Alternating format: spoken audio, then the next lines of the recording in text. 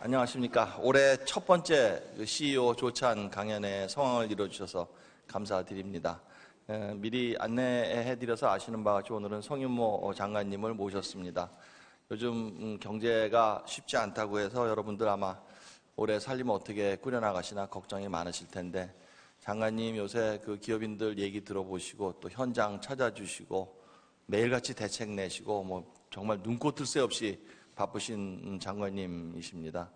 오늘 아마 그 정부의 경제정책에 대해서 직접 들으실 기회를 가지게 돼서 아마 많은 참고가 되시리라 생각을 합니다.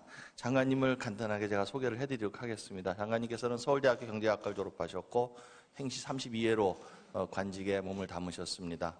이 국무조정실의 경제조정실장을 거쳐서 특허청장 거쳐서 산업자원부 장관이 되셨습니다. 성 장관님을 박수로 환영해 주시기 바랍니다. 네. 예, 우선 반갑습니다. 그리고 오늘 이렇게 아침 이른 시간에 또 특히 오늘 처음 올해 간담회에 저를 초청해 주셔서 정말 영광으로 생각을 하고요. 또 이렇게 많은 우리 기업인들을 이렇게 또 한 자리에서 이렇게 한번 뵐 수 있는 또 기회가 돼서 저 개인적으로도 굉장히 소중한 기회라고 생각을 합니다. 제가 우리 경제가 지금 앞에 회장님께서 말씀 주신 것처럼 쉽지 않은 상황입니다. 이러한 상황에서 과연 우리가 어떻게 우리의 산업과 또 이 제조업이 나갈 수 있는 길을 찾아야 될 것인가, 함께 많이 고민을 하고 있습니다. 저 공무원뿐만 아니라 우리 또 업계들과 함께 또 전문가들과 함께 어떤 길을 찾아 나가야 될지, 지난해 하반기 이후에 저희들이 경제 상황을 보고 쉽지 않은 상황에서 우리가 대책을 마련해야 될 것들 중심으로 해서 조선업 대책을 그래서 지난 11월에 발표를 했었고요. 또 12월 들어서는 스마트 팩토리하고 스마트 산단 쪽, 중소기업 제조혁신 쪽에 대책을 하나 발표를 하고, 또 그 다음에는 자동차 아파트 업종별로 하고, 또 그때 같이 함께 우리 제조업 부분의 혁신 전략을 어떻게 나갈 것인가라는 밑그림을 한번 그려보았습니다. 또 올해 들어서 1월 들어서는 수소경제에 대한 우리 로드맵을 한번 발표를 했고요. 또 이제부터 또 필요한 부분에 대해서 또 필요한 대책들을 또 마련을 하고, 또 여러분들의 의견을 들어서 어떠한 일들이 우리 업계들이 또 우리 산업이 또 문제를 풀고 또 현재의 당면 어려움을 해결하고 또 미래로 나가야 될지, 이러한 길을 찾아가는 작업을 여러분들과 함께 또 기업인들과 함께 검토를 해서 길을 찾아 나가도록 노력을 해보겠습니다. 그럼 오늘 강연 시작하도록 하겠습니다. 지난해 말에 저희가 마련한 밑그림입니다. 제가 특허청장 할 때부터 이제 쓰던 내용입니다. 과연 대한민국의 혁신, 또 아니면 세계적으로 혁신이란 과연 무엇일까? 기억을 하실지 모르겠지만 이정문, 요새는 화백이고 옛날 같은 만화가라고 이제 그러는데요. 이분이 이제 1967년에 2000년대가 되면 어떠한 일이 이루어질 수 있을까라고 그 당시에 만화로 그려봤던 내용입니다. 보시면 여기서 제공하는 게 태양광 주택, 전기차, 움직이는 도로, 청소 로봇, 인터넷 뉴스, 휴대폰, 스마트폰, 이런 것들입니다. 정말 저도 70년대 어렸을 때 이 만화, 이런 그림 보면 야, 이게 정말 이루어질까? 만화 속으로만 생각했던 것들인데 지금 현재 보면 이런 것들이 거의 대부분 이루어진 것 같습니다. 저희들이 꿈을 꾸면 이루어지고 혁신은 바로 이런 것을 이루어 나가는 과정인 것 같습니다. 저희들이 현실은 어렵고 쉽지 않을지라도 이런 우리가 꿈을 꾸면 그건 당연히 이루어지는 우리 세상에 올 수 있다고 느껴집니다. 근데 이 화백이 또다시 2041년에, 이 어른이 41년생이라고 그러시는 것 같습니다. 당신 100년 이후에 생각을 하셔서 다시 또 2000년대에 넘어오셔서 그럼 2041년에는 어떤 일이 이루어질까라고 다시 그림을 그렸습니다. 그랬을 때는 여기 그림을 좀 보시면 완전 자율주행차라든지 과속 방지도로, 평균 수명 100세, 재생에너지 문제들, 인공 비구름 조절기. 제가 67년도에 그린 만화를 봤을 때 처음 느꼈던, 야, 저게 정말 될까라는 생각보다 이제 이 그림을 보면서 그래, 될 수 있겠지? 우리가 할 수 있겠지? 라는 그런 생각을 갖게 되는 것 같습니다. 바로 우리들이 해야 되고 혁신을 이루어 나갈 일들은 바로 우리 앞에 이런 세상이 바로 앞에 있고요. 저희들이 꿈꾸는 것은 이제는 이루어지는 세상이 아닌가 싶습니다. 우리 자리에서 또 미래를 보고 또 우리 지혜를 모아 나간다면 바로 이런 꿈을 이뤄나가는 우리들의 혁신의 역할이 이런 것이 아닌가 싶습니다. 저희들이 이뤄나가기 위한 제조업 관련된 우리 산업의 현황 간단하게 저희들이 생각을 하고 있습니다. 아시는 것처럼 저희들의 지난해의 성과고요. 하지만 여러 가지의 우려의 목소리도 많이 나오고 있는 것이 현실이기도 합니다. 가장 이러한 내용 중에서 저희들이 어렵게 보고 있는 것 중에 하나가 저는 개인적으로 우리의 산업과 경제가 어려워지고 있는 현실이 단기적인 요인과 이 중장기적인 요인이 함께 작용하고 있다고 생각을 합니다.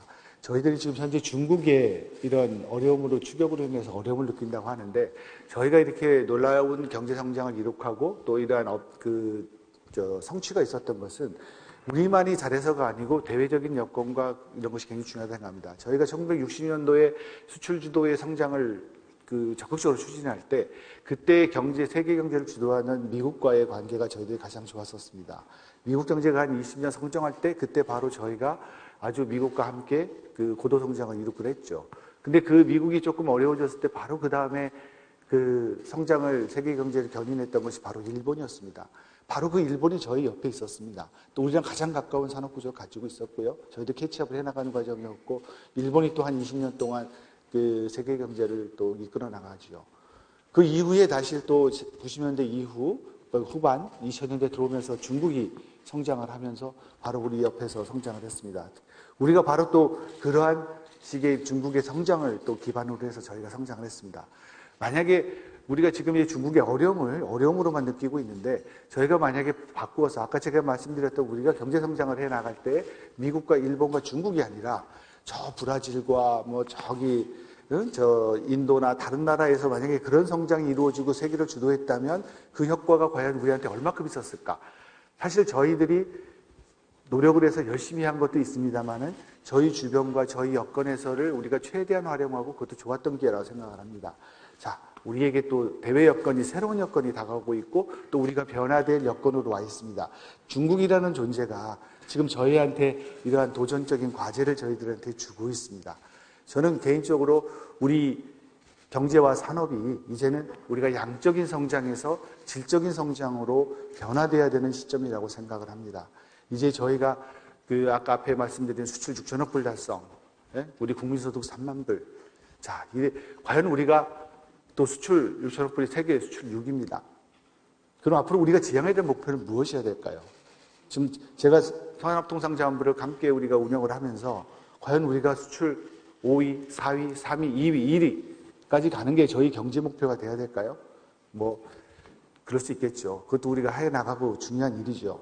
그렇지만 이제는 우리가 좀 더 생각하고 좀 더 고민하고 우리가 좀 더 나가야 될 길은 우리가 하고 있는 현재 수출 6천억 불을 어떠한 내용으로 우리가 6천억이라는 내용을 채울 것인가. 누구도 따라올 수 없는 경쟁력으로 또 앞으로 계속 지속할 수 있는 경쟁력을 가진 제품들과 그런 능력으로 또 미래를 만들어 나가는 제품으로 우리가 6천억 불을 달성을 해야만 우리가 갖고 있는 현재의 우리 산업이 나갈 방향이 그렇지 않은가 싶습니다. 이제는 우리가 양적인 성장 우리가 어느 정도 이루었습니다. 양에서 질의 전환은 글쎄요, 양질이 한꺼번에 처음부터 좋아서 갈 수 있으면 좋겠지만 양질의 전환을 이제 우리가 만들어내야 되지 않을까 싶습니다. 특히 경제, 이 산업, 정치 구조적으로는 이 자본주의를 시작을 한 100년, 150년, 200년에 걸쳐서 서서히 가지고 온 나라들은 이런 양과 질 전환을 함께 할 이유가 없겠죠. 그 사람들 차곡차곡 쌓여서 자기들이 이루었던 내용들이 함께 쌓여진 거라고 생각을 합니다. 그렇지만 저희 나라처럼 정말 2차 대전 이후에 이 새로운 제도를 받아들여서 이 단기적인 성과를 이루었던 우리나라가 이런 양적인 성장을 놀랍게 이루고 했습니다. 누구도 예상하지 못했고 또 우리 자신 자체도 우리를 자랑스러워할 만큼 커다란 성장이었습니다. 이제 저희들이 갖고 가야 될 내용들은 바로 이런 양적인 성장을 질적인 성장으로 바꾸어서 우리 구조의 산업 구조의 내용과 또 우리가 하고 있는 품목과 또 이러한 서비스와 이런 내용들을 바꾸어 나가는 것이 또 경쟁력을 가지고 나가는 것이 바로 우리가 당면한 과제고 또 우리가 풀어야 될 숙제라고 생각을 합니다. 중국은 우리한테 또 한 번 성장할 수 있는 기회를 줬습니다. 우리가 또 한 번 질적으로 변화할 수 있는 기회를 저희들한테 두고 있는 대상이라고 생각을 합니다. 중국도 우리와 마찬가지로 여기도 이제 질적인 전환을 이루어야 되는 그런 과제를 갖고 있는 쪽이라고 생각을 합니다. 그런 면에 있어서는 저희가 훨씬 더 중국보다는 더 많은 현재의 능력과 잠재력을 가지고 있다고 생각을 합니다. 물론 저기는 시간적으로는 우리가 더 짧은 기간에 했던 것을 우리 학자가 얘기하는 거에 의하면 저기는 시간의 축적보다 공간의 그 축적으로 인해서 이 캐치업하는 기간을 중국이 짧게 하고 그 정부의 주도로 인해서 많은 것을 따라오고 있습니다만은 과연 질적인 전환도 정부 주도로 해서 이루어질 수 있을 것인지, 과연 그 구성원 하나하나가 질적인 측면으로 얼마큼 갈 수 있을지, 그런 면을 생각해 봤을 때 우리 대한민국이 갖고 있는 잠재력과 현재 갖고 있는 힘들, 지금의 어려움들은 바로 그런 양에서 진로의 전환을 우리가 해야 된다는 그런 과제를 갖고 가는 것이라 생각을 합니다. 중국은 우리에게 결코 어려움이 아니라 우리가 함께 활용을 해 나가면서 우리가 극복해야 될 대상으로 생각을 해 나갔으면 좋겠다고 생각을 합니다. 다들 얘기를 합니다만은 요새가 대내외적으로 정말 전환기입니다. 우리가 어떤 경제적인 국가의 어떤 부상이 각국 나라마다 다를 수가 있습니다만은 지금처럼 또 이 국제 통상 환경이 이렇게 또 불확실한 적이 사실은 없었던 것 같습니다.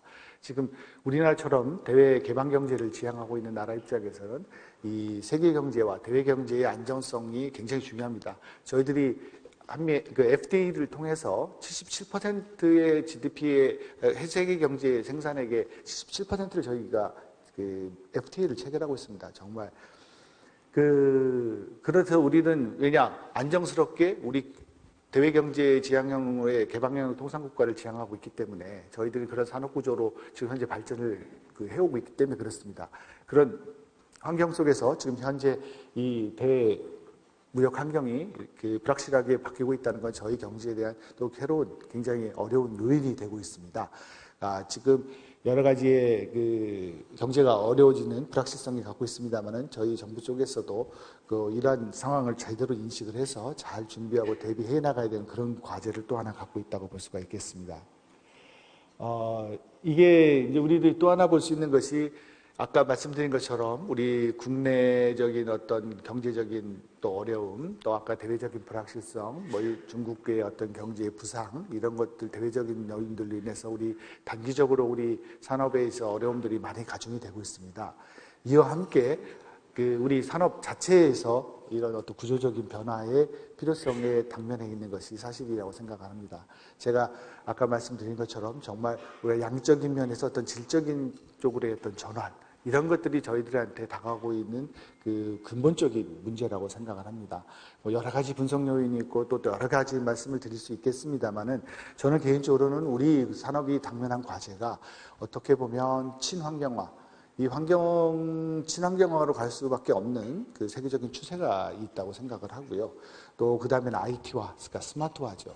이 모든 제조업과 모든 산업이 서비스업이 다 이 IT화로 인해서 이 초연결성과 이 내용으로 인해서 변화하게 될 것입니다. 이 IT화라는 스마트화라는 흐름은 거스를 수가 없고요.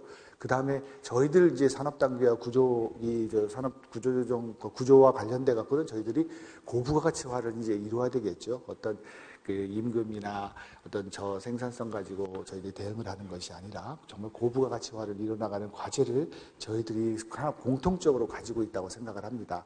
그랬을 때 우리 지금 현재 많은 어려움을 느끼고 있는 어떤 노동에 관한 이슈들, 또 안전에 관한 이슈들, 이런 것들이 아까 제가 양에서 질이란 전환이 뭐냐면 정말 우리 이피션시하고 효율을 했을 때는 사실 안전이라는 측면들이 조금 적게 고려가 됐었고 이 노동이라는 변수들이 좀 적게 고려가 됐었던 것 같습니다. 그렇지만 저희들이 나가고자 하는 방향과 우리가 가지고 있는 현상에 있어서는 이런 것들은 우리가 앞으로 나아가면서 이런 방향으로 갈 수밖에 없습니다. 단 그러나 그거에 대한 속도, 또 그거를 대응할 수 있는 우리들의 어떤 제도적인 그 플렉서빌리티를 가짐으로 인해서 우리가 그 변화에 적극적으로 수용을 하고 또 그거에 대응해 나갈 수 있는 이 조절해 나가는 것이 바로 정부의 정책 방향이고 우리 기업들과 우리 산업들이 해 나가야 되는 과제가 아닌가라고 생각을 합니다.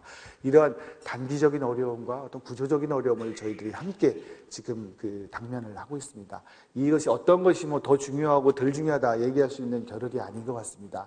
단기적인 어려움도 함께 해결해 나가면서 이러한 어려움이 바로 중장기적인 우리들의 나가야 될 방향과 함께 일치해서 나가야만 저희들이 현재 어려움을 극복하고 양에서에서 진로의 전환을 할 수 있는 그런 식의 그 상황이 아닌가라고 판단을 현재 하고 있습니다. 그랬을 때 이러한 어려움을 극복해 나가는데 가장 중요한 것이 바로 우리가 갖고 있는 기업가 정신이라고 할 수가 있겠습니다. 정말 우리 여기 모이신 오늘 기업인 여러분 모두가 정말 할 수 있다는 생각 갖고 또 할 수 있고 당연히 해 나가야 된다 생각을 하는 이런 정말 다이나믹스가 다시 살아나는 우리 대한민국, 정말 눈빛으로 초롱초롱 빛나는 대한민국이 만들어가는 것이 바로 우리들의 일이 아닌가 싶습니다. 이 제조업의 중요성을 얘기도 했고요.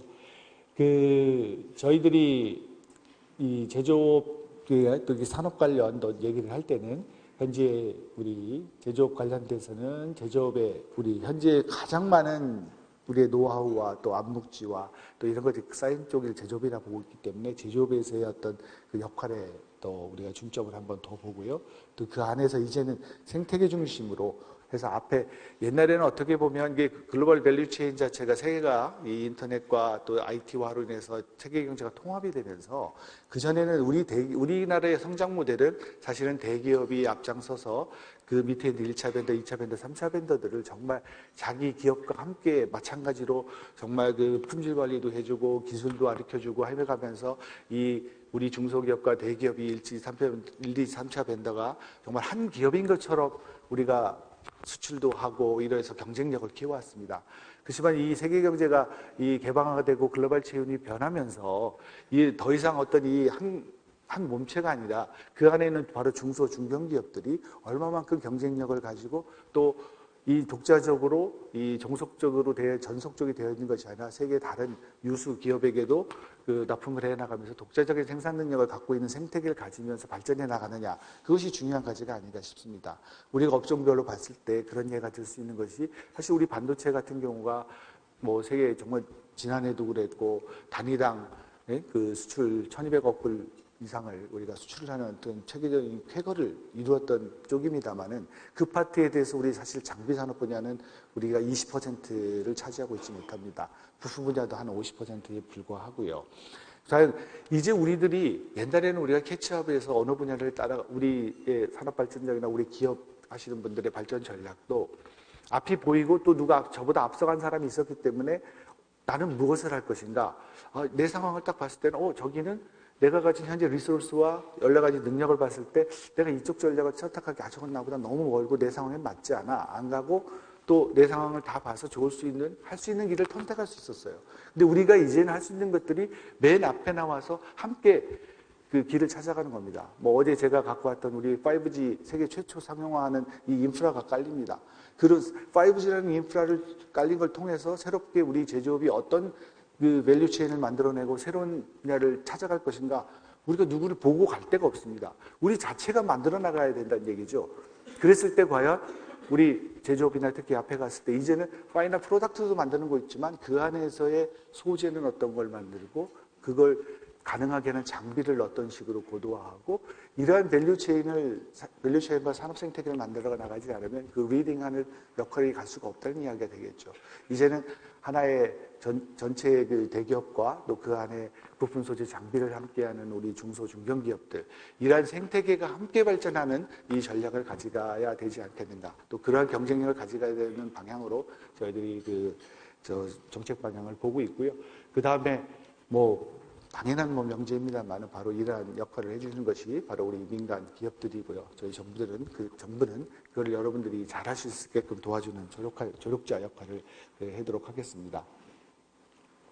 그리고 이따가 말씀드릴 수 있으면 좋겠습니다만은 이제는 정부가 해야 될 일이 옛날에는 우리 정부가 목표를 정하고 우리 리소스를 동원해서 또 함께 가는 어떤 이런 거에 주력을 했다면 이제는 아까 말씀드린 것처럼 이제 맨 앞에 쓰셔서 새롭게 트라이를 할 때 정부가 하는 건 리스크를 쉐어링 해드리는 것 같습니다. 한 번에 성공하실 수 없을 것입니다.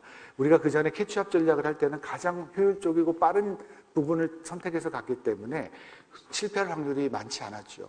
실패보다는 빠르게 달성하는, 어떻게 하면 빠르게 달성할 수 있을까에 대한 지원 시스템으로 저희들이 되어 있었습니다. 이제 저희들이 바꾸고 가야 될 것은 이제 맨 앞에 있으셔서 새로운 도전을 했을 때 실패했을 때 그것이 실패에 그치지 않고 다시 한번 하고 그 실패의 경험이 쌓여질 수 있게끔 만들도록 하는 것들이 바로 우리가 경제사회적으로 산업적으로 여러 가지 지원 제도를 바꾸어 나가면서 새롭게 앞에 도전하시는 분들이 계속 도전할 수 있고 그 도전과 실패의 경험이 쌓여져서 다시 한번 성공으로 나갈 수 있는 그런 시스템을 만들어 나가는 것이 바로 우리의 길이라고 생각을 합니다. 그래서 뒤에 뭐 하나 있습니다만은 저희들이 그래서 이 뭐 알키미스트 프로젝트라고 해서 R&D에서도 정말 이 어렵고 쉽지 않은 이런 도전을 해 나가는 것에 우리가 계속 그 목표를 주시하는 것들 기회 되면 한 번 더 설명을 드리도록 하겠습니다. 우리 제조업 활력 및 혁신 전략에는 한 크게 세 가지 정도로 저희들이 생각을 해서 대책을 만들고 했습니다. 첫 번째가 이제 우리 산업 정책과 이 업종 정책도 기본적으로 이제는 지역과 함께 가서 그 지역과 함께 나아갈 수 있는 어떤 이런 정책으로 좀 맞춤형으로 가야 되겠다는 생각을 많이 하고 있습니다. 특히 요새 이제 지역 활력에서 어려움을 겪고 있는 여러 지역들이 몇 가지 지역들이 있습니다. 이것이 바로 그 지역의 어려움은 바로 또 업종의 어려움이기도 합니다. 자, 우리들이 그럼 이런 업종과 이 지역을 해가 나갈 때 저희들이 이 주는 교훈이 뭐냐면 사실은 세계 경제가 잘 나가고 우리 경제가 잘 나가고 시장이 잘 나갈 때는 이 정부의 역할이 그렇게 크게 필요치 않다고 생각을 합니다. 여러분들이 잘할 수 있게끔 옆에서 퍼실리테이트하고 프로모트만 하면 되는데요. 이게 어려워지기 시작하면 시장이 잘 작동되지 않습니다. 자, 그랬을 때 바로 우리 퍼블릭과 정부의 역할이 생기는 것이고 그때 어떤 일을 같이 함께 할까를 고민하는 것 같습니다. 저희도 바로 이 지역 활력 프로젝트라는 것이 뭐냐면 지역이 어려워지고 힘들어지고 그 업종이 어려워지고 했을 때 과연 어떠한 내용으로 어떻게 사업 전환을 해나갈 수 있고 또 아니면 그 업종에서 어떻게 고도화해 나갈 수 있고 이런 것들을 현지에 있는 우리 기업들과 또 그 안에 생태계를 이루고 있는 대기업과 중소 중견기업들 또 지자체 중앙정부 그 안에 있는 또 사회단체들 또 노동자들과 함께 어떤 모습을 찾아갈 수 있을 것인지를 하나하나 만들어가고 해나가는 작업입니다. 아마 우리가 이런 어려움을 겪고 또 이런 새롭게 한번 해나간다면 새로운 다른 모습으로 보여지지 않을까 싶습니다. 이런 지역 생태계 전략이 있고요. 제조업 혁신 전략은 우리가 각 산업별로 해서 현재 주력 산업 부분들에 대한 어떤 정책들 또 새로운 산업, 신산업 저희들이 수소 경제라든지 또 항공산업이라든지 이러한 몇 가지 어떤 중요한 또 신산업을 발굴을 해서 이에 대한 도전에 대한 저희들이 지원과 하는 방법, 다음에 우리 생산 시스템, 스마트 팩토리, 스마트 산업부터 해서 생산성 혁신에 관련된 여러 지원 대책들, 또 이와 함께 이런 앞에 말씀드린 이런 것처럼 우리가 질적 전환을 이루어 나가도록 여러분들께 제도적으로 어떠한 제도를 마련해 드려야 될 것인지 사업 전환과 또 선제적인 구조 전환할 수 있게 필요한 여러 가지의 대안들과 정책들을 마련을 해서 이러한 트랜스포메이션을 도와드릴 수 있는 그런 대책을 마련해 나가고자 합니다. 그리고 가장 중요한 것인 여러분들이 도전하고 또 트라이하는 할 때에 우리가 어떠한 내용들을 지원해 줄 수 있는지 우리 기업에 대한 투자를 해서 이번에 새롭게 2월 17일부터 이제 규제 샌드박스 규정이 이제 발효가 되었습니다. 그래서 2월 달쯤에는 한번 새롭게 우리가 규제 샌드박스를 적용한 규제 혁신 사례를 이제 내려고 합니다. 쉽지 않습니다. 이게 뭐 규정이 있는 것보다 더 중요한 건 그 규정을 실질적으로 적용을 해서 저희들이 만들어내는 길이라고 생각을 합니다. 그렇지만 각종의 규제가 있는 것은 그 나름대로 또 존재 이유가 있습니다. 안전과 환경과 국민 생활과 과연 그런 것을 우리 시장과 산업발전과 기술의 발전 쪽에서 과연 어떤 식으로의 우리가 서로 그 눈높이와 이게 어떤 한 가치가 틀렸다 맞았다라는 문제는 아닌 거라고 저는 생각하고요. 서로 다른 가치를 갖고 있는데 우리가 그 다른 가치들을 얼마만큼 수용을 해서 우리가 인정을 하고 사회의 그 도전을 인정해 줄 것인지, 바로 우리의 역량이 나오는 거라고 저는 생각을 합니다. 지금 저희들이 이제 규제 샌드박스 좀 있으면 우리가 적용을 해낼 텐데, 저 수소충중소를 한번 해보려고 합니다. 네? 이 수소충중소 해보려고 하는데, 사실 수소충중소가 그 안전에 관한 문제 때문에 여러분들도 잘 아시겠지만 이 도심에서 잘 찾아보기가 어렵습니다. 자, 그럼 수소충중소와 관련된 어떤 이격거리에 대한 제한이라든지 입지 제한이라든지 또 뭐 여러 가지 제한들이 많이 있어서 현실적으로 현재 안 이루어지고 있는 것이 현실입니다. 근데 수소충중소는 뭐 제가 지난 10월에 대통령 모시고 프랑스 파리에 갔을 때도 에펠탑 밑에 수소충중소가 하나 설치되어 있고요. 여러분들 가까운 일본 동경가도 도쿄타워 밑에 수소충중소가 있습니다. 대한민국의 수도 중심지에 수소충중소가 없으리라는 방법이 없습니다. 안전과 관련되고 우리가 관리에 필요한 내용들을 우리가 철두철미하게 지켜야 되겠죠. 그렇지만 어떤 다른 식의 지레짐작의 어려움과 어떤 이해와 갈등과의 문제로 이걸 해결하지 못한다는 것은 우리가 그만큼 덜 성숙되지 않았나 싶습니다. 한번 그 출하를 해서 이번에 규제 샌드박스를 통해서 이러한 식의 어떤 다른 가치들을 우리가 수용해 가면서 또 새로운 산업과 새로운 제품과 새로운 서비스가 우리 시장에서 그 시험이 되고 그것을 통해서 성장할 수 있는 그런 사례를 만들어 나갈 수 있도록 그 하는 사례를 만들어내고 노력을 해 나갈 계획입니다. 이와 함께 성장할 수 있는 여건을 계속 성장지향적으로 제도를 만들어 나가는 방법들, 또 우리 아까 제가 알키미스트 프로젝트라고 해서, 알키미스트 프로젝트가 뭐냐면 그 제목이 좀 재밌는 건데 이게 연금술입니다. 그래서 사실은 그 옛날에 이 쇠로 금덩어리를 만들려고 수많은 과학자들이 노력을 했고요.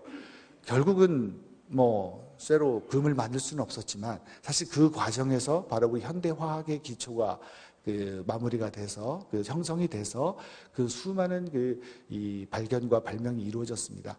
우리가 불가능하고 참 어려운 과제에 이제 도전을 하고 그 과제를 과연 성공 실패가 중요한 게 아니라 그 과정을 통해서 우리가 그 성장을 하고 또 실패를 통해서 우리가 그 혁신의 능력을 쌓아가는 그런 식의 의미로 이제 쉬운 프로젝트보다는 중장기적이고 어려운 프로젝트, 또 여러분들이 그 맨 앞에 서서 그 시도하는 그런 리스크를 같이 쉐어링할 수 있는 그런 시스템과 제도를 R&D 제도부터 만들어 나가겠다는 그런 말씀을 드리고요. 그 다음에 가장 중요한 게 사실은 사람입니다. 그래서 사람에 대한 인력 양성에 대한 문제의식을 가지고 여러분들이 현장에서 필요할 수 있는 인력들, 또 R&D에서 필요한 인력들, 이러한 인력들을 과연 어떻게 우리 대한민국이 이끌어내 양성해 나가고 할 수 있는지 이런 내용들을 담은 것이 우리 이 내용입니다. 그래서 오늘 사실은 이 내용들을 다 설명드릴 수 없을 것 같아서 제가 이렇게 좀 한번 개괄적으로 말씀을 드리고요. 또 강조해서 할 수 있는 내용들은 중간에 설명을 드리는 식으로 해 보겠습니다. 아까 말씀드린 우리 지역과 업종과 이 새로움을 찾아가는 프로젝트는 일단은 우리 위기 지역을 중심으로 해서 현재 한 14개 정도의 그 내용을 잡았습니다. 그게 이제 전북, 광주, 전남, 대구, 경북, 부산, 경남입니다. 이런 쪽에 새롭게 이것은 우리 뭐 중앙정부가 일방적으로 뭐 예산을 줘서 하는 프로젝트도 아니고요. 중앙과 또 지방자치단체와 그 안에 기업과 또 그 안에 있는 대기업과 이 함께 그 부분으로 해서 상생형의 프로젝트라고 보시면 되겠습니다. 어떤 하나 같은 경우에는 조금 이미 만들어진 것도 있고요. 또 어떤 건 앞으로 만들어 나가야 될 우리의 프로젝트들이기도 합니다. 그래서 이거는 뭐 하나의 이제 스타트하는 예시에 불과합니다. 앞으로 이와 유사한 프로젝트들을 요 4개 지역뿐만이 아니라 우리 전국에서 자꾸 발견해 나가면서 이걸 하나하나 또 더 좋은 형태로 저희 협력 사업의 형태로 만들어 나가겠다는 말씀을 드리겠습니다.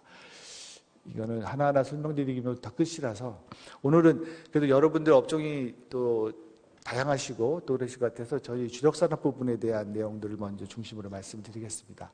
저도 여러 가지가 있겠지만 우리 자동차 조선 산업 같은 경우에는 어떤 현재 새로운 분야로의 어떤 도약을 저희들한테 요청을 하고 있습니다. 그래서 지난해 우리가 대책도 발표를 했습니다만은 이 현재 주력산업의 새로운 페이스로 해서 친환경 자동차 또 자율주행 자동차라는 어떤 새로운 미래형 자동차 산업으로의 어떤 전환, 또 조선산업도 이제 그 어려움을 많이 겪고 지금 다시 지난해에 수주를 능력을 회복하면서 다시 또 일어날 수 있는 가능성과 또 확인을 했습니다. 우리 조선산업이 과연 어떻게 미래로 변환해서 나가야 되는지에 대한 재도약하는 내용을 많이 담았고요. 그리고 현재 초격차를 봐주시면 지금 이제 현재 세계 1위를 하고 있는 내용입니다. 반도체, 디스플레이, 2차 전지. 이 파트에 대해서 우리가 어떻게 세계 경쟁력을 계속 유지해 나갈 수 있지에 대한 전략이 될 것이고요. 그 다음에 탈바꿈, 우리 섬유, 또 의료 가전들은 사실 지금 현재 해외로 제일 많이 나가고 있는 파트이기도 합니다. 언제까지 해외로 나갈 수 있는 것이 아니라 과연 이 산업이 어떻게 새롭게 우리가 4차 산업시대를 맞이해서 질적인 전환을 이뤄 나가야 할 것인지, 그런 것에서 어떤 도움을 드릴 수 있는지에 대한 어떤 대책이 담겨져 있고요. 그 다음에 이러한 것과 함께 모든 산업의 기본이 돼서 앞에 프론트라인에 나갔을 때 필요할 수 있는 부품과 또 소재와 장비 분야에 대한 이러한 대책들을 우리가 어떻게 이끌어 나감으로 인해서 모든 산업의 기반이 되고 선도해서 나갈 수 있는 산업에 가기 위한 글로벌화 또 자립화할 수 있는 부분에 대한 내용들을 담은 것이 우리 주력 산업과 산업 부분에 대한 일반적인 저희들 기본 정책 방향이 되겠습니다. 소지품 장비 관련돼서는 아까 말씀을 드린 것처럼 이거는 요번에 이제 사실 장비 우리가 소재 부품도 부품 소재법이 제정이 된 이후로 인해서 한 15년 정도 이상이 지났습니다만은 다행스럽게 저희들 부품 소재가 조금 성장을 했습니다. 물론 이거 성장한 것이 우리 중국이 있음으로 인해 갖고 많이 성장을 했죠. 그러나 우리 아직까지도 일본이라든지 또 독일이라든지 이쪽에 비하면 제조업 선진국이 아직 많이 부족한 상황입니다. 우리 부품 소재 장비를 하실 때 어떤 식의 우리가 할 수 있을지 이러한 내용들에 대한 내용이 주로 담겨져 있고요. 전체 한 1조 원 정도를 투자를 해서 적어도 이 부분들에서 다시 한번 도전을 해서 우리가 부품 소재 부분을 글로벌하고 자립하는 쪽으로 노력을 하고자 합니다. 그다음에 우리가 초격차를 유지해서 계속 가야 될 부분으로 이제 반도체, 디스플레이, 2차 전지를 꼽습니다. 이 반도체 파트에 대해서는 지금의 이제 지금까지 우리 경제 성장을 끌어주고 많은 역할을 해왔습니다. 지금 현재 세계 시장이 이 반도체 시장은 사실 잘 아시는 것처럼 이 수요자도 많이 플레이어가 적고요. 우리 공급하는 사람도 적습니다. 특히 이제 우리 반도체에서 이제 메모리 반도체 파트에서 랜드 부분하고 이제 D램 부분 정도를 보시면 되겠는데 그 수요자도 옛날에는 이 수요는 이 핸드폰 만드는 수요가 있고요.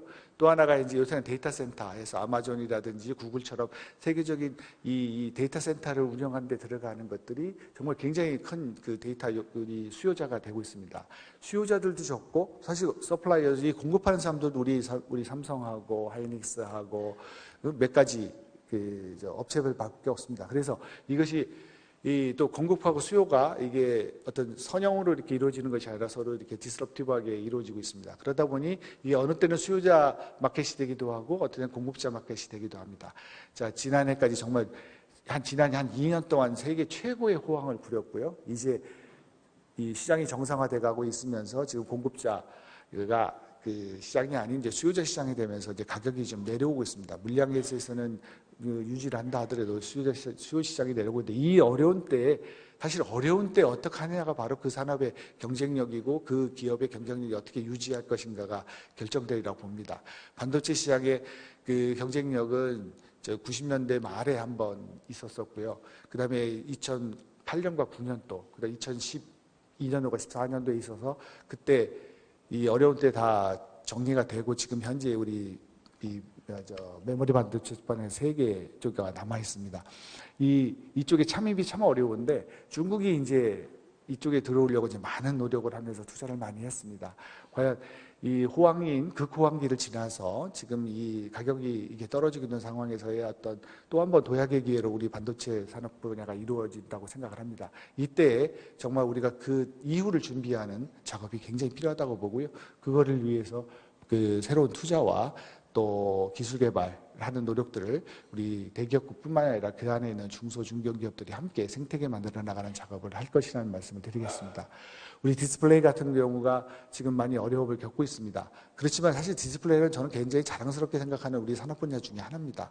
우리들이 여러분들 다 기억하시는 것처럼 이 브라운관 TV에서 그 90년대 초반에 LCD 쪽으로 우리가 이제 이 시장이 온 것 같죠. 지금 LCD가 제일 많은 비중을 차지하고 있습니다. 우리도 현재 수출 비중에서 액수로는 이게 한 80%, 75%를 차지하고 있어요. 그렇지만 처음에 여러분들 기억하시겠지만 90년대 중반에 이 브라운관을 대체하는 것이 LCD가 될지 PDF가 될지 아무도 몰랐어요. PDP가 될지. 그때 우리가 한 3, 4년간을 두 군데 같이 투자를 했습니다. 시장이 어디 선택할지 몰랐으니까요. 그때 우리도 같이 투자를 했어요. 그러니까 시장이 LCD를 선택한 것이죠.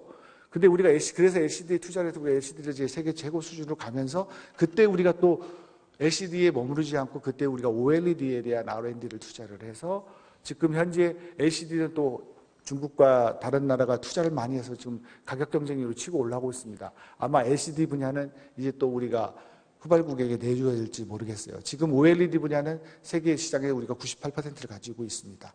물론 시장 포션은 지금 LCD가 더 많습니다. 그러나 OLED가 더 큰 고부가 가치고 저희가 거의 대부분을 차지하고 있죠. 그러나 수출 시장에서는 전체 디스플레이가 떨어지고 있습니다. 왜냐하면 LCD 분야에서의 그 분야 포션이 떨어지고 있기 때문에. 그러나 그 대체하는 OLED를 우리가 현재 가지고 있고요. 지금 현재 OLED 상업화돼서 시장을 하고 있기 때문에 그 다음에 정말 투명 TV라든지 진행형 디스플레이라든지 또 새로운 걸 R&D 개발해서 다음 차지를 가고자 하는 준비를 하고 있습니다. 이것처럼 각 분야별은 계속 진화해 가면서 고부가 가치해 가면서 우리의 경쟁력 계속 만들어나가는 것이 우리의 그 경쟁력이고 결국 우리가 나가야 될 방향이 아닌가 싶습니다. 이러한 초격차를 계속 유지해 나갈 것이고요. 사실은 반도체의 가장 그 세계 경제의 또 성장 동인이 될 수 있는 것이 2차 전지라고 생각을 합니다. 2차 전지의 분야에 대한 잠재력이 무지무지 많은 분야고요. 저희들이 굉장히 잘하고 있는 분야라서 이 파트도 우리 3사들이 함께 IP 관련된 공동 그 MOU를 하면서 그 미래를 함께 대비해 나가면서 그 안에 있는 또 소재 부품 장비와 함께 생태계 만들어 나가는 작업을 해 나가고 있다는 말씀을 드리겠습니다. 다음에 이제 제도약 파트 관련돼서 이제 지난번 자동차와 이제 조선 얘기입니다.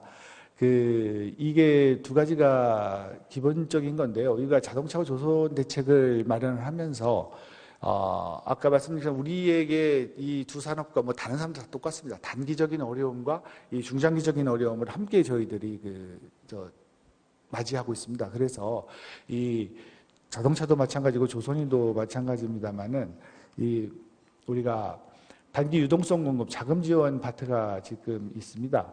이 조선 같은 경우에도 지금 지난해 우리들이 LNG선 같은 경우 전체적으로 세계 70석이 발주가 됐는데요. 저희가 66척을 수주를 했습니다. 그리고 VLCC선 같은 경우 제 기억이 맞다면 40척인가 중에서 34척인가를 저희들이 다 했고요. 다음에가 이제 대형 화물선 중에서 한 38개인가에서 한 36개 정도를 저희들이 한 2개만 빼놓고 그러니까 거대한 친환경적이고 이 거대한 선박 같은 경우에는 거의 우리나라가 세계적인 경쟁력을 다 갖고 있다는 얘기죠. 근데 이것들이 이러한 특성상 이 조선산업 같은 경우에는 수주에서 실적인 발주로 이어져서 이 현금이 들어오기까지는 한 1년 한 반에서 2년 넘는 사이클이 필요합니다. 그래서 지금 가장 어려움을 겪고 있습니다. 그랬을 때에 결국 그 다음에 올해 한 하반기나 또 올해 말서부터의 이까지의 어려움을 단기적인 어려움을 극복해주기 위해서 저희들이 단기적인 유동성 공급 이제 1.7조 원을 먼저 공급을 해서 관련된 우리 중소중견기업들이 견딜 수 있게끔 해 나가는 내용이 되겠고요. 그렇지만 그럼 우리 조선산업의 생태계 유지를 위해서 필요한 것들이 많이 있겠습니다만은 그러면 우리 중소중견기업들이 어떻게 나가야 되느냐? 아까 말씀드린 것처럼 LNG선이 친환경 때문에 IMO에 의해서 국제해양협약에 의해서 이제는 여러 이 친환경 선박들을 쓸 수밖에 없는 여건이 되고 있습니다. 그럼 우리 중소 중견기업들에게 지금 우리들이 지금 여기 나와 있는 것처럼 어려움을 겪어서 우리가 이제 LNG 추진선을 발주해서 약 140척 규모 한 1조 원의 일감을 저희들이 발주할 계획입니다.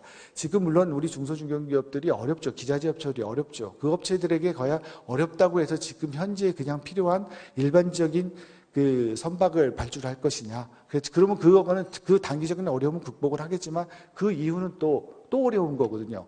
그래서 저희들이 이제 고민하고 같이 머리를 맞댄 것들이 자, 이제는 LNG 추진선들, 즉 친환경 선박을 통해서 이런 트랙 레코드를 가지고 우리들 그 능력을 가지고 우리의 그 국내적인 이 선박으로 이 친환경 선박의 건조 경험과 기술력을 확보한 다음에 이거를 가지고 또 세계 시장으로 진출을 해서 우리의 중소 중견기업들이 경쟁력을 갖고 있는 방향으로 가자라는 정책 방향을 가지면서 우리 조선산업의 대책에서 단기적인 어려움을 극복하면서 이 물량을 지원을 하면서 이걸 또 할 수 있는 능력이 돼야 되기 때문에 안에 있는 R&D 필요한 내용들 우리 기업들이 그 확충해내는 그 실질적인 건조 능력을 갈 수 있게끔 하기 위한 내용들을 함께 지원해가면서 미래지향적으로 단기적인 어려움을 극복함과 함께 미래로 나갈 수 있는 방향을 함께 하려고자 합니다.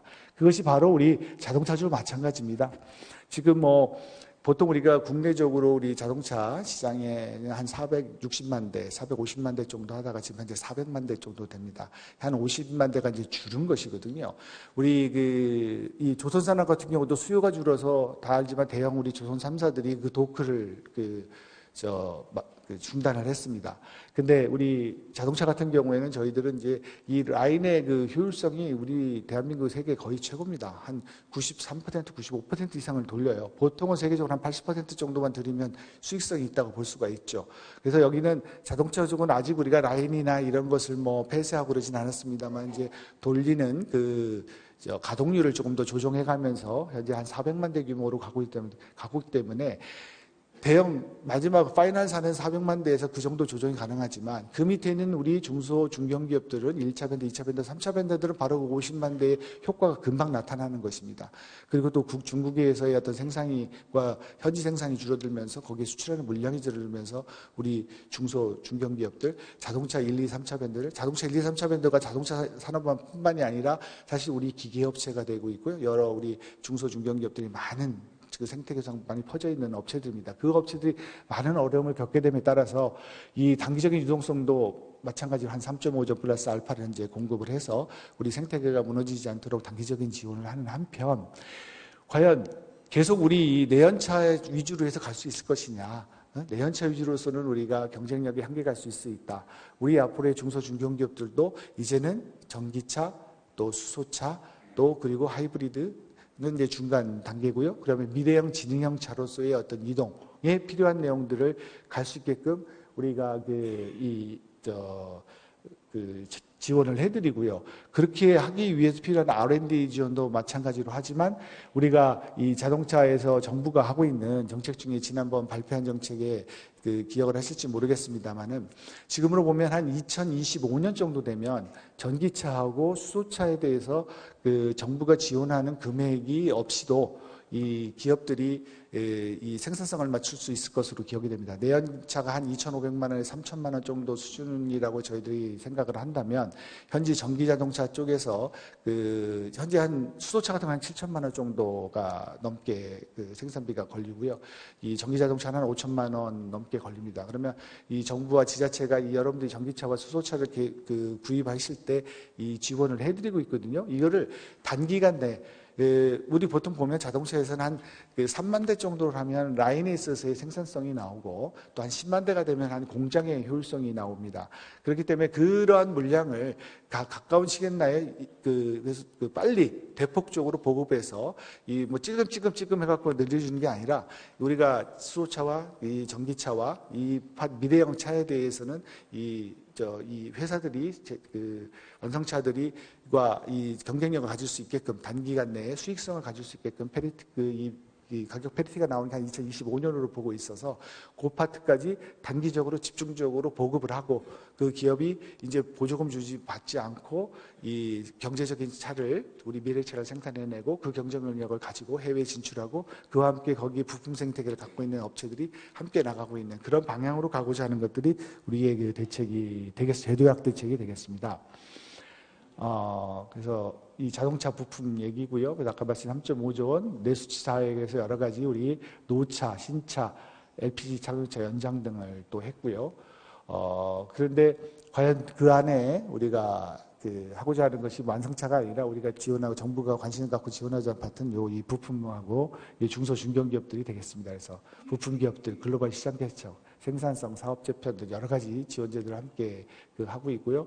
근데 앞으로 가야 될 방향은 미래차 방향이기 때문에 사실 친환경차 생산비율 10% 확대는 전체 세계 어느 나라보다 어느 회사보다 제일 큰 비중입니다. 보통 회사가 한 5% 정도를 저희들이 공격적으로 한 10%를 잡고 있고요.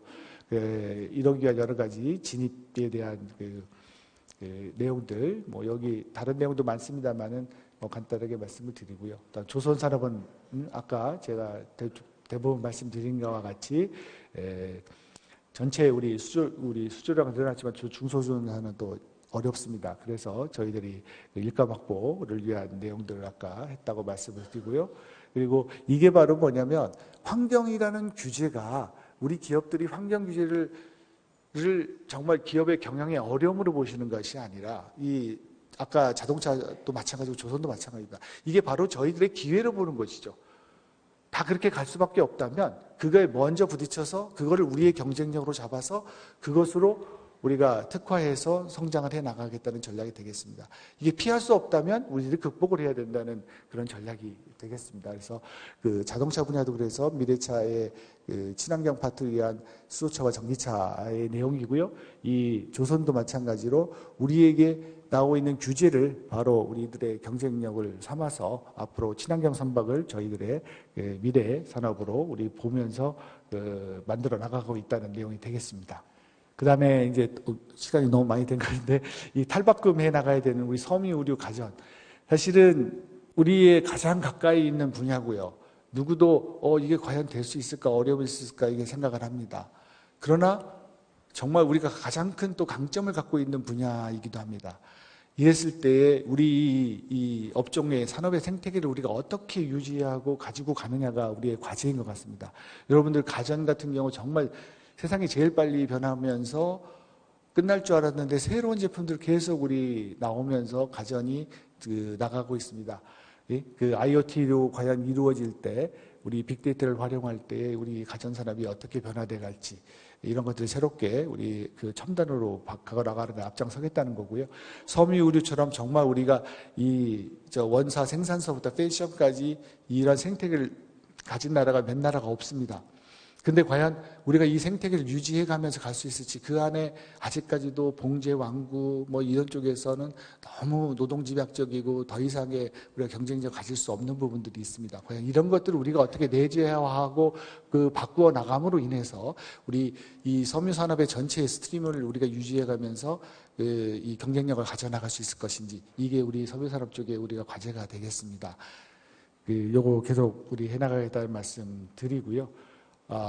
뭐 수소 얘기하면 또 이게 한 1시간 되는데 오늘은 이 소개를 다 해드리지 못하는 아쉬움이 있습니다만 수소는 여러분들 수소차만 보시는 게 아니고요. 수소는 생태계입니다. 수소도 마찬가지로. 수소는 생산부터 또 운송, 저장, 활용까지 함께 갑니다. 근데 다행스러운 것 중에 하나가 우리 여러분들 맨 끝에 보시는 이 수소와 수소 발전. 이 수소차는 아까 말씀드린 것처럼 세계 저희들이 넘버원입니다. 현재 일본의 도요타하고 혼다가 하고 우리 현대 세 개가 상용화해서 현재 하고 있고요. 그 중에서 가장 주행 거리가 깁니다. 저희가 한 600km 되고 일본 도요타가 한 500, 혼다가 한 400 정도 달리고 있는 그걸 갖고 있고요. 수소차에 대한 문제, 또 그때 우리 발전, 여러분들 우리 연료전지 발전, 우리 대형 발전소, 이 세계 넘버원입니다. 저희들이 핵심 기술력 다 가지고 있고요. 근데 이게 그냥 되는 게 아닙니다. 여러분도 기억하실지 모르겠지만 2005년, 2006년에 바로 그 전에 대한민국이 그때 1차 수소경제 로드맵이라는 걸 발표한 적이 있습니다. 그때는 수소경제가 이렇게 가까이 와 있지 않았습니다. 그래서 그때는 거의 R&D 로드맵이었습니다. R&D 로드맵 형태로 그때 하고자 했던 게 바로 수소 연료전지와 수소차에 대한 과제였습니다. 그러한 그 노력의 결과로 지금 이 맨 끝에 있는 활용 파트에 대해서 우리가 그 연료전지와 수소차 분야의 세계적인 경쟁력을 현재 갖고 있는 상황입니다. 바로 어제 그제 우리가 발표했던 이 수소경제 로드맵은 뭐냐면 이 수소와 관련된 생산과 운송과 저장과 활용과 관련된 이 생태계 전반을 우리의 육성을 삼아서 이거의 전반을 우리가 경쟁력을 가지는 세계로 만들어 가겠다.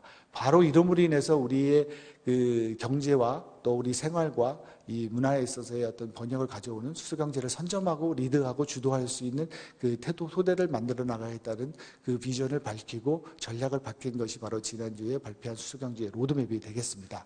그랬을 때 우리가 수소경제를 정말 잘 갈 수 있는 좋은 여건을 가지고 있습니다. 그것이 뭐냐면 우리 생산 파트에서 이 부생수소라는 게 그 화학산업에서의 그 석유화학산업에서 나오는 과정에서 나옵니다. 현재 우리가 한 165만 톤 정도의 수소가 그때 자연스럽게 생산이 되고 있습니다. 그래서 우리 화학산업 너무 잘하고 있어서 우리는 그 부생 나오는 가스들을 그냥 내두질 않습니다. 다 쓰고 있어요. 그 중에서 지금 한 5만 톤 정도만 따르게 수소로 이제 따로 쓸 수 있는, 별도로 쓸 수 있게 정도만 나오고 있는데, 지금 수소 가격에 따라서 변할 수가 있고요.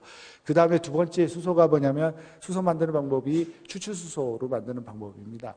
아까 수소는 사실 우주 질량의 75%를 차지하고 있습니다. 가장 풍부한 자원입니다. 그렇지만 수소는 자연 상태로 존재하지 않습니다. 수소는 만들어내는 겁니다. 수소 만드는 방법이 세 가지가 있다는 거죠. 아까 처음 말씀드린 이제 부생수소, 지금 현재 그 석유 원유를 정제하는 과정에서 나오는 거. 두 번째 이 추출수소라는 게 뭐냐면 그 LNG 가스가 나오면서 거기에 수증기를 팍 셉니다. 그러면 거기에서 수소가 추출이 돼요. 그게 바로 추출수소입니다. 우리 LNG 전 세계에 우리 LNG를 우리나라만큼 많이 그 소비하는 나라가 없고요. 특히 우리나라 LNG 전국망이 보급이 되어 있습니다. 이 전국망이 보급되는 거에 수증기만 팍 하면 우리가 수소를 잡을 수가 있어요. 근데 이 두 개는 그래도 화석연료를 사용하는 방법이고요. 맨 끝에 있는 이 그린 수소라는 게 뭐냐면 바로 여러분도 다 잘 아시는 물을 분해하면 산소하고 수소가 나옵니다. 바로 이 수소를 하는 방법이 물을 수전해 하는 방법이 완전히 그린 수소죠. 만약에 우리가 그 전기 분해할 때 그 쓰는 전기를 우리 태양열이라든지 풍력이라든지 이 재생에너지로부터 나오는 전기를 사용해서 만드는 방법을 통해서 하는 겁니다. 우리나라가 바로 이런 이 생산 파트에 있어서 이 두 파트에 대한 아주 커다란 많은 경쟁력을 현재 가지고 있고요. 세계적으로 아직 그 경제성 아시는 것처럼 이게 제일 싸고요. 그다음 비싸고 그렇습니다. 이 과연 어떻게 나갈 건지, 또 이거에 현재 이 기체로밖에 현재 운송을 못 하고 있습니다. 굉장히 크게요. 근데 그걸 이제 액화시켜 가지고 하는 거, 여기도 많은 기술이 필요합니다. 저희들이 벌써 개발을 하고 있고요. 저희들이 앞으로 나가기 위해서 준비를 하고 있는 겁니다. 저장하는 방법들을 어떤 식으로 방법을 저장을 해서 나갈지, 이런 것들이 우리 수소경제를 우리가 실현해 나가고 선도해 나가고 앞서 나가는 거에 있어서 이제는 마지막 활용뿐만이 아니라 우리 생산과 운송과 저장과 활용에 이르는 생태계를 마련을 해서 수소경제를 선점하고 주도해 나가겠다는 것이 저희들의 그 내용이라고 말씀을 드릴 수가 있겠습니다. 관련돼서 우리 에너지 신산업들 보시면 수소경제 너무 말씀 많이 드렸고요. 에너지에서 신재생, 원전 해체, 고효율들 신서비스 파트에 대한 새로운 에너지 신산업을 육성할 거고요. 항공로봇 새로 함께 해보겠습니다. 또 알키미스트 제가 아까 말씀드린 새로운 도전하는 프로젝트를 통해서 할 거고, 생산 시스템 같은 경우 공장 스마트화, 산단 스마트화, 우리 설계 디자인 파트 관심을 갖고 이 사업 구조 전환하실 때 지원할 수 있는 여러 제도와 법 정비해 나갈 것입니다.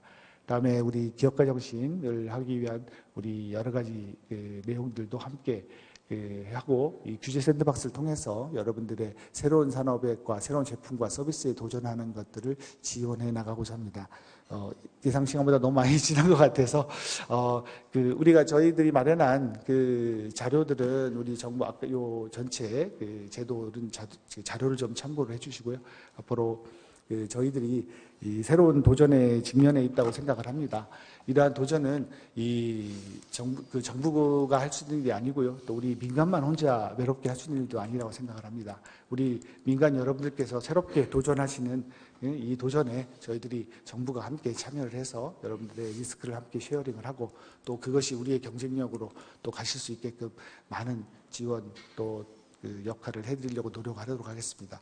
여러분들이 기업가 정신을 다시 한번 좀 마음껏 펼칠 수 있도록 여러분들 이야기 많이 듣고 또 여러분과 함께 지혜를 나눠가면서 할 수 있도록 노력하도록 하겠습니다. 네, 고맙습니다.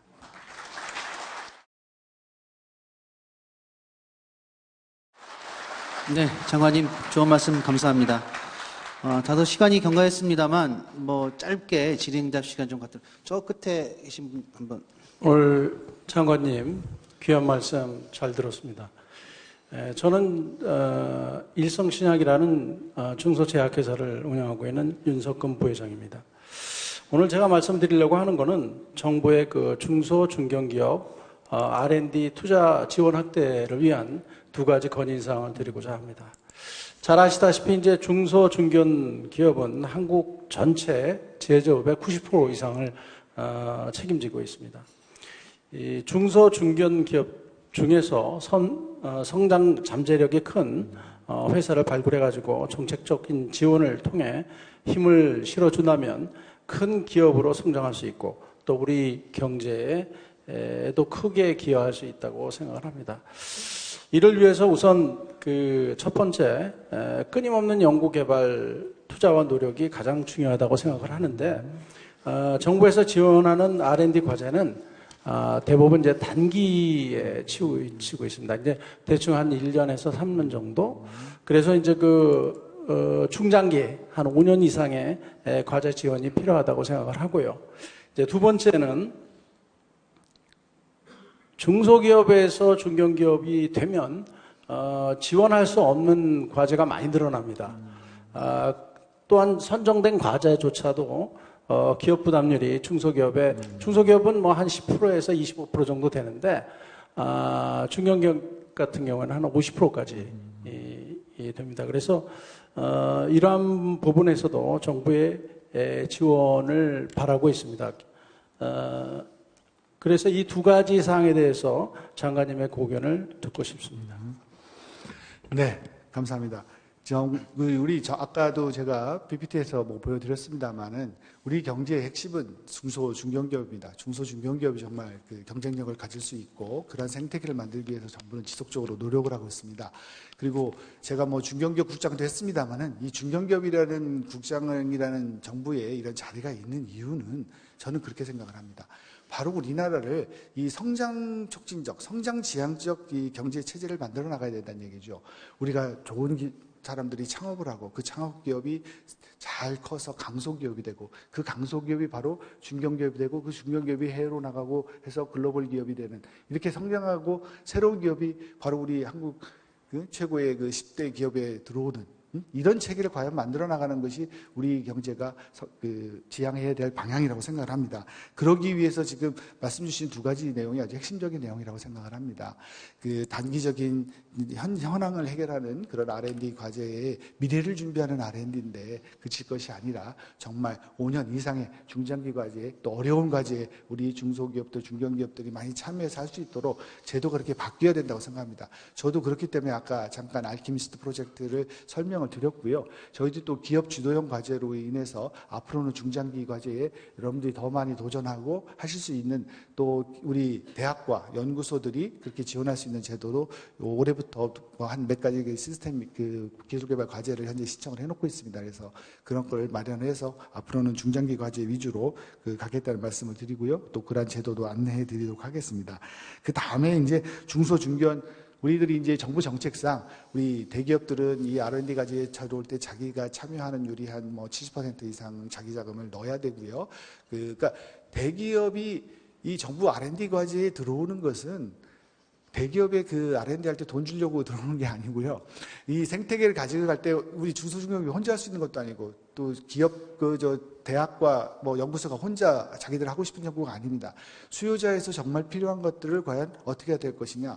우리 중소중견기업보다 우리 대기업이 더 앞을 바라다 보면서 또 같이 역할이 같이 있기 때문에 이 같이 함께하는 프로젝트에서 대기업, 중소중기업, 대학, 연구소가 함께 들어와서 각 부분의 혁신 능력을 확충을 시키는 것인데 이제 그 안에 들어올 때 이제 부담률의 차이를 당연히 대기업과 중소기업과 중견기업과 차등을 두고 있습니다. 지금 중견기업 하시면서 물론 뭐 중소기업에서 이렇게 하던 것보다 많은 부담을 또 얻게 되니까 30%에서 50% 하니까 어려움을 느끼시는데 이거는 당연히 그런 차등은 있어야 된다고 생각을 하고요. 그러나 성장 촉진적이 되려면 우리 중소기업을 하시다가 갑자기 중견기업 됐다고 해서 갑자기 그걸 휙 하는 그런 거는 바람직하지 않다고 생각을 합니다. 중소에서 중견으로 가는 트랜짓 피어리어드에서는 여러분들이 이 중견기업으로의 어떤 적응이 제대로 되실 수 있게끔 그 스무딩 오퍼레이션을 할 수 있게끔 저희들이 그러한 여유와 또 아니면 기회와 이런 걸 만들어낼 수 있는 제도로 마련을 하겠고요. 그렇지만 또 중견기업도 바로 중소기업 벗어난 중견기업이 있고요. 또 저 많이 대기업에 가까운 중견기업도 또 있기도 합니다. 그래서 제도상으로 어떤 우리 그 성장 촉진적으로 노력하시는 것들에 적응하시고 이렇게 할 수 있는 그런 식의 제도 세팅을 하도록 그렇게 노력해 보도록 하겠습니다. 저희는 그 RFID 기반 자동인식 시스템을 구축하고 있는 SOS 정보기술의 박봉석 대표입니다. 최근 들어 그 패션 시장이 40조 시장을 지금 육박하고 있는데요. 지금 생산 초기 단계부터 RFID 전자 태그를 붙여서 생산하고 그 전자 태그를 이용한 제품을 스마트 물리를 이용해서 창고에서 최적의 재고 관리 시스템을 도입하고 그 재고 관리 시스템에 의한 스마트 리테일 앤드 스마트 스토어를 지금 구현하는데 깊이 관여를 하고 있습니다. 그래서 제가 이렇게 작은 회사이지만 스마트 리테일, 스마트 스토어, 스마트 물류에 깊이 관여를 하고 있는데요. 정부에서 지금 스마트 공장을 3만 개로 늘리고 스마트 산업단지도 조성할 계획으로 알고 있습니다. 우리 중소기업들의 생산성 향상에 많은 도움이 될 것으로 기대를 하고 있습니다. 다만 스마트 공장에 들어가는 장비와 프로그램은 국내 제품이 아닌 대부분 독일과 일본 제품이 주류를 이루고 있어서 안타깝습니다. 생산 라인 자체가 수입된 경우도 많고 아직 기술 수준도 차이가 있어서 그렇겠지만 관련 기술을 보유한 우리 중소기업들에게 제대로 기회가 돌아가지 않는 게 안타깝습니다. 따라서 스마트 공장 보급 사업에 국내 장비와 주요 솔루션 등을 확대해 주실 것과 둘째, 스마트 공장 R&D 지원 예산을 늘려서 국산 제품의 제조 역량 향상으로 이어질 수 있도록 좀 도움이 되었으면 하는 부탁의 말씀드리겠습니다. 네, 이상입니다. 네. 지금 주신 말씀이 바로 저희 정부가 지향하고자 하는 그런 내용이 되겠습니다. 지금 저희 정부가 적극적으로 펼치는 정책 중에 하나가 정말 스마트 팩토리 확산 사업이고요. 그 말씀 중에 2만 개에서 3만 개로 하려고 합니다. 그리고 또 한편 저희들이 다른 쪽에서 하고 있는 거지 우리 신재생 에너지 보급 사업 이런 것들이 있습니다. 그래서 태양광 같은 거 많이 보급하고 또 우리 풍력도 하려고 하고 있죠. 근데 그거에 대한 과연 목표가 무엇일까? 보급만 많이 하는 게 우리의 일일까? 사실 그 안에 들어가는 그럼으로 인해서 우리 산업 생태계가 있는 우리 스마트 제조의 생태계에 대한 지적을 해주신 내용입니다. 이것이 사실 이게 스마트 제조에 관련된 그 생태계에 관련돼서 우리 사실 센서도 있고요, 그죠? 로봇도 있고 그 안에 들어가는 여러 가지의 어떤 또 부품과 또 여러 가지 산업들이 많이 있습니다. 근데 그것들이 지금 현재 하나의 산업군으로 이렇게 특별하게 분류되어 있지 않아요. 여러 가지에 흩어져 있죠. 그러나 이 스마트 제조라는 스마트 제조가 스마트 팩토리라는 것이 하나에 나오면서 그렇게 한 카테고리화해서 그걸 따로 함께 우리가 보고 또 분석하고 또 우리 이 기회를 정말 정부가 적극적으로 이렇게 하려는 대폭 확대해서 갈 수 있는 기회가 바로 우리 제조업과 우리 그 분야에 있는 이 생태계를 한 번 더 강화할 수 있는 기회라고 저는 생각을 합니다.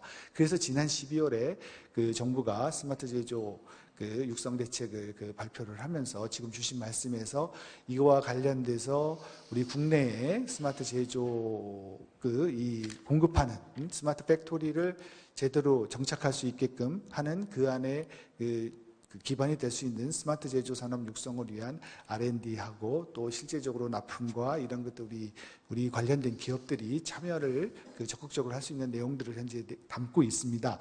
그렇지만 이게 사실 그런 문제의식을 갖고 우리가 준비한 게 시간이 짧았어요. 그래서 지금 현재 느끼시는 그런 어려움이 당연하다고 생각을 하고요. 지금 하나하나부터 시작을 해서 우리 쪽에 이 산업의 형성을 하고 산업군을 형성해서 그것이 갈 수 있도록 노력을 해보도록 하겠습니다. 그리고 저희도 일단 계획은 마련이 돼 있어서요.